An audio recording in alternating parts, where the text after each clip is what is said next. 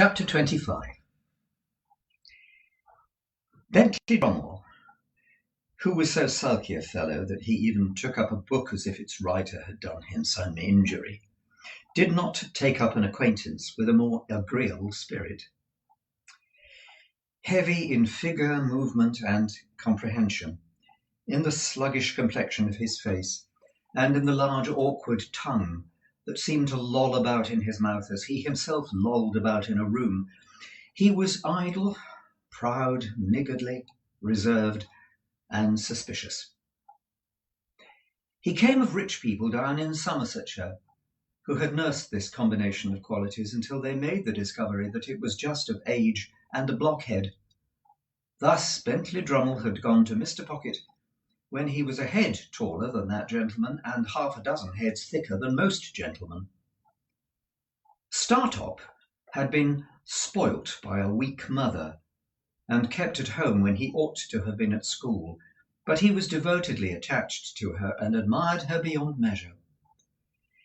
He had a woman's delicacy of feature and was, "as you may see, though you have never seen her," said Herbert to me, "exactly like his mother." It was but natural that I should take to him more kindly than to Drummle, and that even in the earliest evenings of our boating, he and I should pull homeward abreast of one another, conversing from boat to boat, while Bentley Drummle came up in our wake alone, under the overhanging banks and among the rushes. He would always creep in ashore, like some uncomfortable amphibious creature, even when the tide would have sent him fast upon his way. And I always think of him as coming after us in the dark, or by the backwater when our two boats were breaking the sunset or the moonlight in midstream. Herbert was my intimate companion and friend. I presented him with half a share in my boat, which was the occasion of his often coming down to Hammersmith, and my possession of a half share in his chambers often took me up to London. We used to walk between the two places at all hours. I have an affection for the road yet, though it's not so pleasant a road as it was then, formed in the impressibility of untried youth and hope. When I had been in Mr. Pocket's family a month or two, Mr. and Mrs. Camilla turned up. Camilla was Mr. Pocket's sister. Georgiana, whom I had seen at Miss Havisham's on the same occasion, also turned up. She was a cousin, an indigestive single woman who called her rigidity religion and her liver love. These people hated me with the hatred of cupidity and disappointment. As a matter of course, they fawned upon me in my prosperity with the basest meanness. Towards Mr. Pocket, as a grown-up infant with no notion of his own interests, they showed complacent forbearance, just as I heard them express. Mrs. Pocket they held in contempt, but they always allowed the poor soul to have been heavily disappointed in life, because that she shed a feeble reflected light upon themselves. These were the surroundings among which I settled down and applied myself to my education. I soon contracted expensive habits and began to spend an amount of money that within a few short months I should have thought almost fabulous. But through good and evil, I stuck to my books. There was no other merit in this than my having sense enough to feel my deficiencies.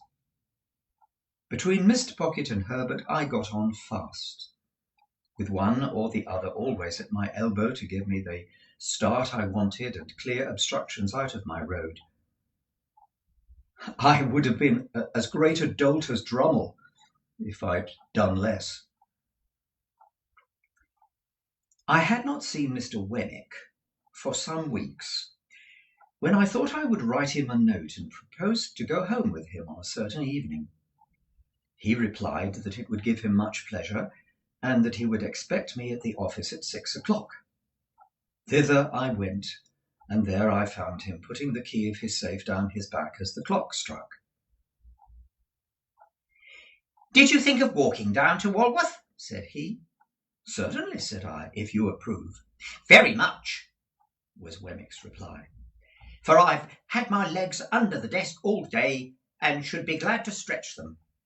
Now, I'll tell you what I've got for supper, Mr. Pip. I have a stewed steak, which is of home preparation, and a cold roast fowl, which is from the cook's shop. I think it's tender, because the master of the shop was a juryman in some cases of ours the other day, and we let him down easy. I reminded him of it when I bought the fowl, and I said, 'Pick us out a good one, old Briton,' because if we'd chosen to keep you in the box another day or two, we could easily have done it. He said to that, 'Let me make you a present of the best fowl in the shop.' I let him, of course. As far as it goes, it's property and portable. You don't object to an aged parent, I hope?" I really still thought he was talking of the fowl, until he added, "Because I have an aged parent at my place." I then said what politeness required. "So you haven't dined with Mr. Jaggers yet?" he pursued as we walked along. "Not yet." "He told me so this afternoon when he heard you were coming. I expect you'll have an invitation tomorrow. He's going to ask you and your pals too. 3 of them, ain't there?" Although I was not in the habit of counting Drummle as one of my intimate associates, I answered, "Yes." "Well, he's going to ask the whole gang."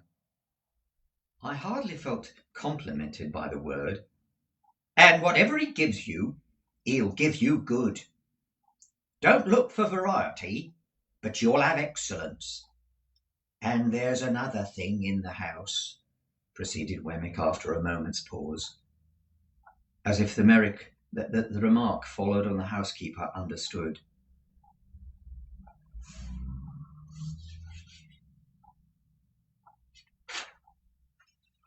"He's never robbed. He never keeps a door or a window fastened at night." "How is that?" "Ha ha!" returned Wemmick. "He says, and he gives it out publicly, 'I want to see the man who'll rob me.' Lord bless you, I've heard him say it 100 times if I've heard him say it once, to regular cracksmen in the front of our office. 'You know where I live now. No bolt is ever drawn there. You don't dare to take a stroke of business with me, would you? Come, can't I tempt you?' Not a man of them, sir, would be bold enough to try it on for love or money." They dread him so much," said I. "Dread him?" said Wemmick. I believe you, they dread him. But that's not what he's artful, even in his defiance of them. No silver, sir, you see. Britannia metal, every spoon." Britannia metal was a base metal made to look like silver. "So they wouldn't have had much, even if he—" "No, they wouldn't have had much," said Wemmick, "and they know it. But he'd have had their lives and the lives of scores of them. He'd have had all he could get, and it's impossible to say what he wouldn't have got, if he'd got his mind to it." I was falling into meditation on my guardian's greatness when Wemmick remarked, "As to the absence of plate, there's only his natural depth, you know. A river's its natural depth, and is his natural depth. Look at his watch chain, that's real enough." "It's massive," I said. "Massive?" repeated Wemmick. "I should think so. And his watch is a gold repeater." That is a watch that strikes the hours. "And it's worth £100 if it's worth a penny, Mr. Pip. There are about 700 thieves in this town who know all about that watch, there's not a man, not a woman, not a child among 'em who wouldn't identify the smallest link in that chain and drop it as if it was red hot, if inveigled into touching it. At first with such discourse, and afterwards with conversation of a more general nature, did Mr. Wemmick and I beguile the time and the road, until he gave me to understand that we had arrived in the district of Walworth. It appeared to be a collection of back lanes, ditches, and little gardens, and to present the aspect of a rather dull retirement. Wemmick's house was a little wooden cottage in the midst of plots of garden, and the top of it was cut out and painted like a battery mounted with guns. "It's my own doing," said Wemmick. "Looks pretty, don't it?" I highly commended it.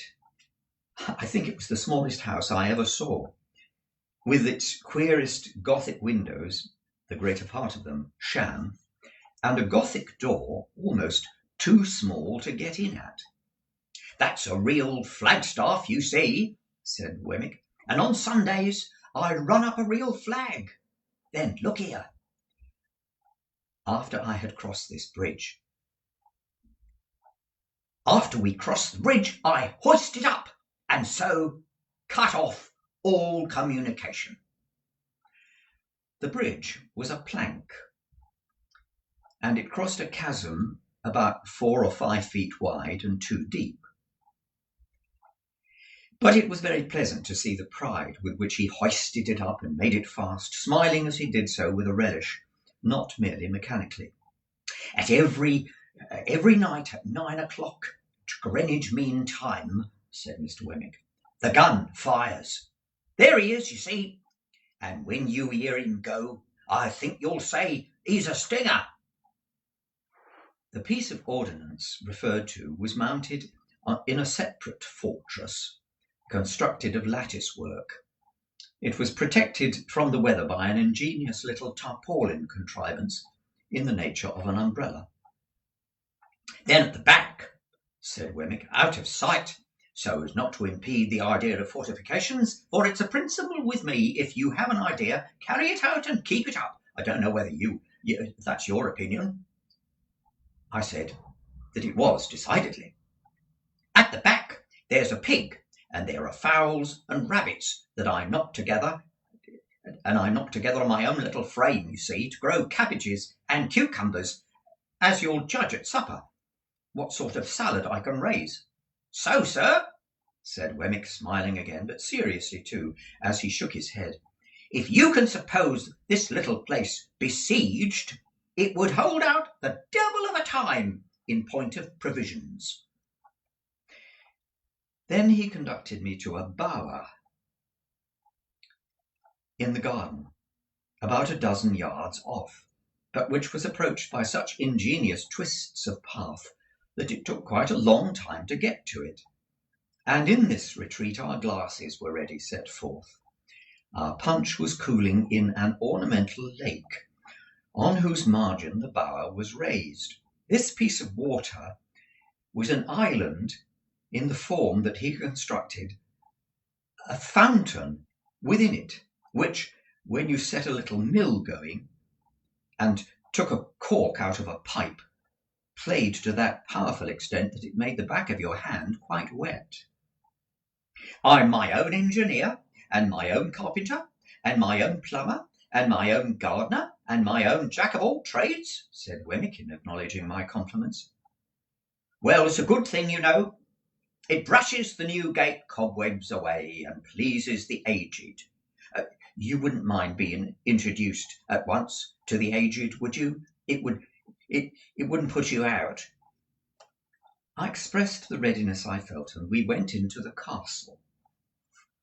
There we found, sitting by a fire, a very old man in a flannel coat, clean, cheerful, comfortable, and well cared for, but intensely deaf. "Well, aged," said Wemmick, shaking hands with him in a cordial and jocular way, "how am you?" "Oh, all right, John," All right, replied the old man. Here's Mr. Pip, aged parent, said Wemmick, and I wish you could hear his name. Nod away at him, Mr. Pip, that's what he likes. Nod away at him, if you please, like winking. This is a fine place of my son's, sir, cried the old man, while I nodded as hard as I possibly could. This is a pretty pleasure ground, sir.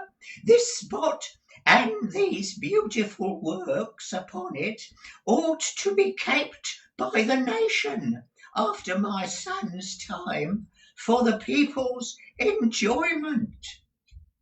You're as proud of it as Punch, ain't you, aged? Said Wemmick, contemplating the old man with his face really softened. There's a nod for you, giving him a tremendous one. There's another for you, giving him a still more tremendous one. You like that, don't you? If you're not tired, Mr. Pip, though I know it's tiring to strangers, give him another tip once more. You can't think how it pleases him. I tipped him several more, and he was in great spirits. We left him bestirring himself to feed the fowls, and we sat down to our punch in the arbour, where Wemmick told me as he smoked a pipe that it had taken him a good many years to bring the property up to its present pitch of perfection. Is it your own, Mr. Wemmick? Oh, yes, said Wemmick. I've got hold of it bit by bit. It's a freehold, by George. Is it indeed? I hope Mr. Jaggers admires it. Never seen it, said Wemmick. Never heard of it. Never seen the aged? Never heard of him? No. The office is one thing and private life is another. When I go into the office, I leave the castle behind me, and when I come into the castle, I will leave the office behind me. If it's not in any way disagreeable to you, you will oblige me by doing the same, and I don't want it professionally spoken about. Of course, I felt my good faith involved in the observance of his request. The punch being very nice, we sat there drinking it and talking until it was almost 9 o'clock. Getting ready to have gunfire, said Wemmick, as he laid down his pipe. It's the aged's treat, you know. Proceeding into the castle again, we found the aged heating the poker with expectant eyes as a preliminary to the performance of this great nightly ceremony. Wemmick stood with his watch in his hand until the moment was come for him to take the red-hot poker from the aged and repair to the battery. He took it and went out, and presently the stinger went off with a bang that shook the crazy little box of a cottage as if it might fall to pieces, and made every glass and teacup in it ring. Upon this the aged, who I believe would have been blown out of his armchair if he hadn't have been holding it by the elbows, cried almost exultantly, "He's fired! He's fired! I heard him! I heard him!" And I nodded at the old gentleman till it was not a figure of speech to declare that I was almostly nodded helpless. The interval between the time and supper Wemmick devoted to showing me his collection of curiosities. They were mostly of a felonious, that is, a criminal character, composing the pen with which a celebrated forgery had been committed, a distinguished razor or two, some locks of hair, and several manuscript confessions written under condemnation, upon which Mr. Wemmick set particular value as being, to use his own words, every one of them lies. These were agreeably dispersed among specimens of china and glass, various neat trifles made by the proprietor of the museum, and some tobacco stoppers carved by the aged.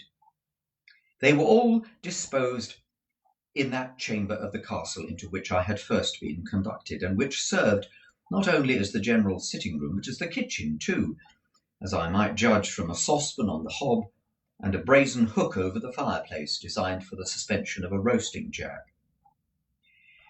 There was a neat little girl in attendance who looked after the aged in the day. When she had laid the supper cloth, the bridge was lowered to give her means of egress, and she withdrew for the night.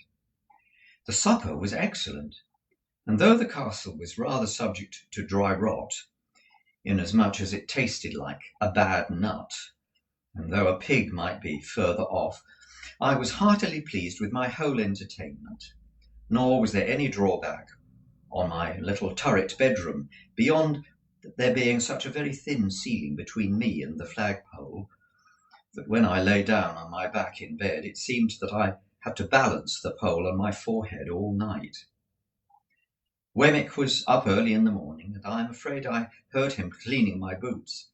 After that he fell to gardening, and I saw him from my Gothic window pretending to employ the aged and nodding at him in the most devoted manner. Our breakfast was as good as the supper, and at 8:30 precisely we started for Little Britain. By degrees Wemmick got drier and drier as we went along, and his mouth tightened into a post office again. At last, when we got into his place of business, and he had pulled out his key from his coat collar, he looked as unconscious of his Walworth property as if the castle and the drawbridge and the arbour and the lake and the fountain and the aged had all been blown into space together by the last discharge of the stinger.